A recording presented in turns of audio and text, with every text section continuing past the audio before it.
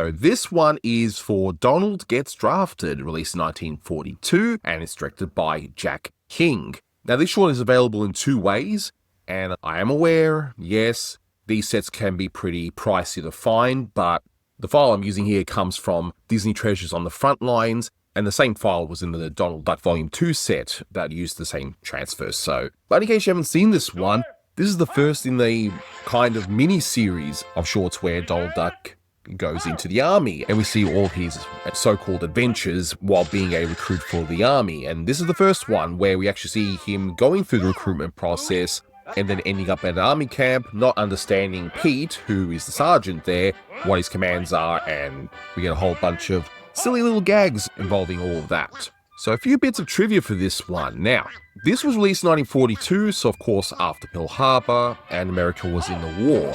However, because of how long these shorts take to actually make, this short would have been made during 1941, so before Pearl Harbor. In fact, the actual draft notice that Donald Duck has in the very beginning, you can see the date being March 24th, 1941. So that would make him a peacetime draftee, as America was shoring up the defenses, but they weren't actually involved in the war. I know I'm oversimplifying things there, but that's pretty much what it was. And speaking of that draft notice, we actually see that Donald Duck's middle name, Fauntleroy. So Donald Fauntleroy Duck. So if you wanted to know where that middle name came from, here it is. But I'm just going to sidetrack ever so slightly and bring up the name Carl Barks. And a lot of people would know him as the quote-unquote good duck artist, where once the Disney comics were made, people were paying closer attention to the work that he was doing. He had created Scrooge McDuck, and he would do all those adventures, which would eventually become the basis for DuckTales later on. Essentially, if you haven't read them, do yourself a favor, look them up, definitely read them. They are excellent adventure stories, and they even inspired people like Steven Spielberg. Like, they're that good. But before this, Carl Barks was actually part of the story unit, and when Donald Duck became really popular, there was a whole new unit that was created just for Donald Duck, and Carl Barks, along with Jack Hanna, and Jack Hanna would be a future Donald Duck director himself, they would do a lot of the stories together. But by 1942, Carl Barks wasn't happy at the studio. He essentially was bothered by the air conditioning in the studio at the time. But until then, he was behind a lot of Donald Duck's earlier notable shorts, including this one. Now, Carl Barks described himself as a pacifist. He was quoted as saying, "When I saw how little we accomplished with World War I, I thought, why in the devil kill another whole generation of young men to accomplish the same result?" And that's interesting because I saw this short actually when I was younger. For some reason I had a VHS tape filled with all of Disney's wartime shorts that were basically Donald and Pluto, plus the one entry with Goofy, although the Goofy one was heavily censored at the end. They got rid of all the Japanese stereotypes. But I actually watched that quite often, including this one. But as I got older, when I rewatched it once the Disney Treasures Wartime DVD came out, I was actually surprised at how they were poking fun at the army in this one. As we go through the short from start to finish, I'll point out a few things, but it definitely feels like it's more anti-military, that it's a commentary on the shady tactics that recruiters would use to bring people into the army. So then this gets released in 1942, where America is in the war, and yet it's an anti-military type short. So I always thought that was interesting, because you'd think that they would have perhaps shelved this one when they realized, yeah, this is not the kind of thing we want to have out there. We want to support the soldiers, fight the good fight, get more recruits, and so on. And yet you got this that's making fun of recruiters and the fact that they'll just about let anyone in the army. But anyway, but what we're going to do is go through this short from start to finish, and right away, after you see the draft notice, we hear the wonderful song, "The Army is Not the Army Anymore." Oh, the Army's not the Army anymore. The Army's not the Army anymore. It's better than it's ever been before. You used to walk a mile for beans, but now they bring 'em to you, and all the generals say hello as though they really knew you. And that was actually written by Carl Barks. So I guess if that comic book thing didn't work out, you know, he could have written some pretty funny satirical songs.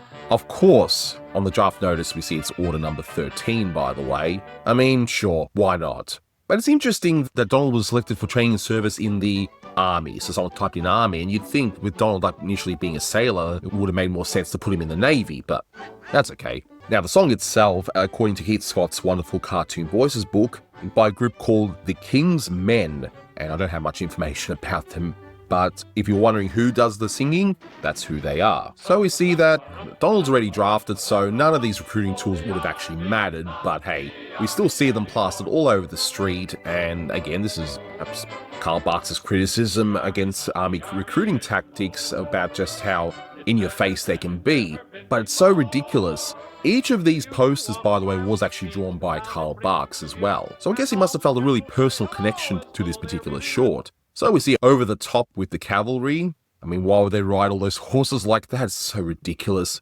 And then we see shock troops, the benefits of healthful exercise, and I'll just like to have stoned some of those soldiers actually look in that particular shot. But it's the next one that we all love. And those of you who have been in the army, let me know if any of these are actually true, okay? I suspect none of them are, but that's okay, because I've never been in the army. You know, I just want to make sure. But look at that, you even get breakfast in bed in the army, according to Recruitment. Gee, now that's something, isn't it? And I guess all the generals are friendly in the army too. Just look at how happy this general actually is. But we see that Donald looks over to the other side, and at the time, the army was male-dominated. So what are they going to do to get more male soldiers over? Well, we are going to appeal to their inner desires, aren't we? We're going to show them the promise of pretty women around. I mean, yes, the women were in the army, but they weren't exactly on the front lines at this particular time. And yes, we can see that Donald is completely won over, even though he's been drafted anyway, but the fact that he's going to now be irresistible by joining the Air Corps, and he's going to have these two wonderful women walk with him in arm lock. I wonder what Daisy would say about all this. I don't want to ever see you again. But we see that we're at draft board number 13, and Donald marches forward and sees the army officer. Donald states his case that he wants to join the Air Force, but as we saw in his draft notice, he's basically in the army. So Donald is being all passionate about it, and we see that the recruiting officer interrupts him and gets him to sign. Now, if that voice sounds familiar to you, that voice of the officer is John McLeish. Now, John McLeish did quite a few of the goofy how-to shorts around this period of time. Well, you sign here, sign here. Yes, sir.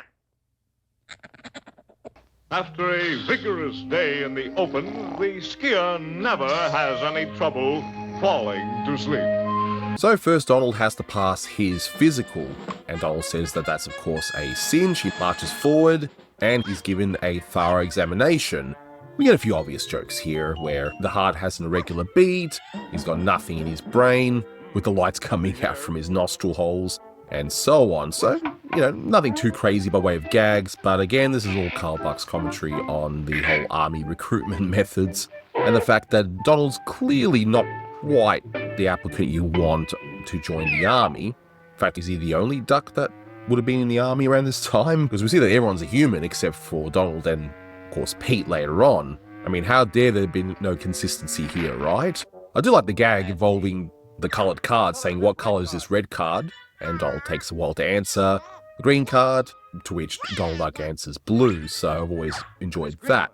Now, the next bit is probably more funnier as an adult, or how Donald's clearly not wearing any pants, and yet when they take off his top, all of a sudden he's modest, which is ridiculous. But I'm looking at the scene here where they're measuring out his body. Now, okay, I'm Australian, I don't know anything about inches, except for television sizes, of course, so it looks as though they're not actually measuring his head properly. The idea here that they're exaggerating it, but Jack King, he was not the best director. People who have been following me on this channel know that I'm not the biggest fan of his work over at Warner Brothers. He does do better work at Disney, and when he has decent writers, again, like Karl Barks, but he's still not the best at conveying some of the gags. So in this case, I think it could have been executed a little bit better. So they throw an oversized uniform on Donald, and they size him up by throwing water, and it shrinks on his body.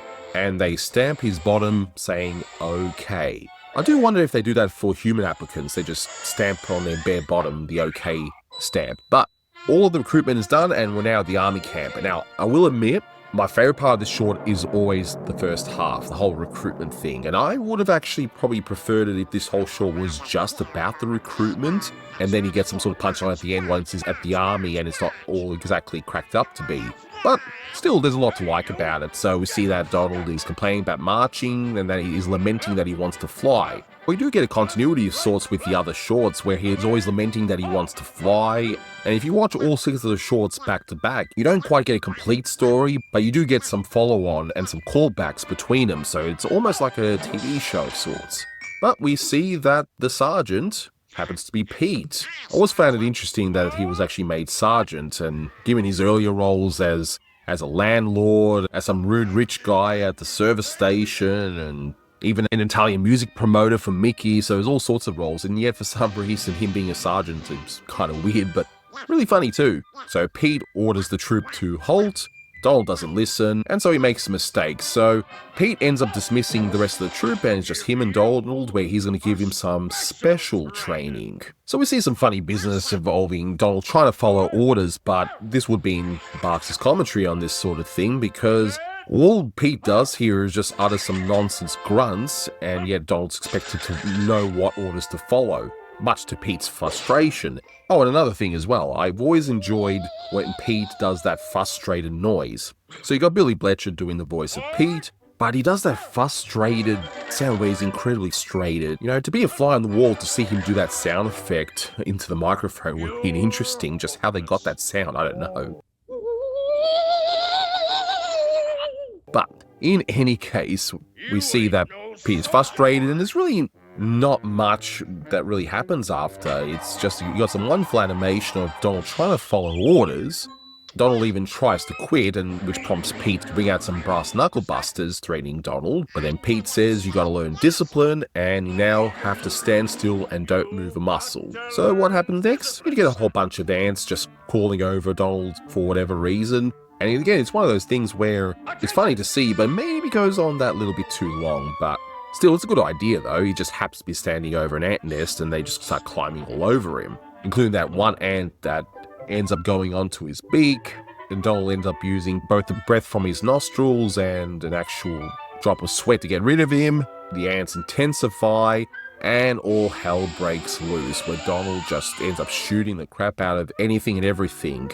I do have to wonder how many bullets is in this rifle, because it's almost like a machine gun, but no, we all know that there's not that many bullets. Still, it's pretty funny. And I like the animated effect of when Donald's just shooting around and we see those different cell layers just one on top of each other in a weird maneuver like that.